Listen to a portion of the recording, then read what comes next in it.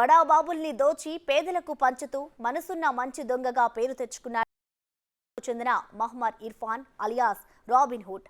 ఢిల్లీ, బెంగళూరు, హైదరాబాద్లలో దొంగతనాలు చేసి దోచుకున్న బంగారం, నగదులో కొంత భాగాన్ని తన గ్రామ అభివృద్ధికి ఖర్చు చేస్తుండటంతో దొంగతనంలోనూ మంచితనాన్ని చూపించడంతో దొంగలందరూ ఈ దొంగ వెరియా అంటున్నారు.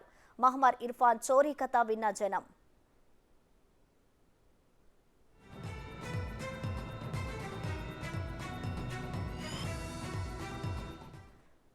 దొంగతనం చేయడంతో చేతివాటం చూపించడంలో తనకంటూ ప్రత్యేకతలున్నాయి. ఖరీదైన ప్రాంతాలే అతని టార్గెట్. సెల్ ఫోన్, చెప్పులు ఉపయోగించకుండా చోరీ సమయంలో కెమెరా కళ్లకు చిక్కకుండా జాగ్రత్త పడతాడు. ఇంటిపై నుంచి మరో ఇంటికి అలవోకగా వెళ్లిపోతూ కన్నాలు వేస్తాడు. అయితే ఇలానే జూబ్లీ హిల్స్ లో చోరీకి పాల్పడి పోలీసులకు చిక్కడంతో మహమ్మద్ ఇర్ఫాన్ చోరీ కథ బయటకొచ్చింది.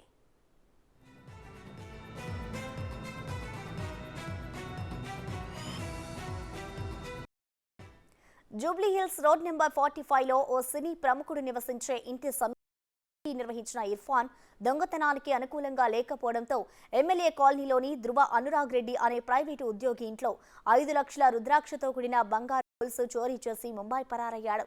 ఘటనపై కేసు నమోదు చేసుకున్న పోలీసులు 75 సీసీ కెమెరాలు పరిశీలించినా ఎక్కడా అతడి ఆచూకీ దొరకలేదు.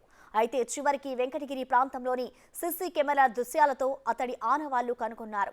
ఆ తర్వాత హైదరాబాద్కు వచ్చిన సమయంలో యూసఫ్గూడ చెక్పోస్ట్ వద్ద అతన్ని పట్టుకున్నారు. కాగా ఇర్ఫాన్ పై ఢిల్లీలో 4, హైదరాబాద్లో 4, బెంగళూరులో 7 కేసులు నమోదైనట్టుగా తెలిపారు పోలీసులు.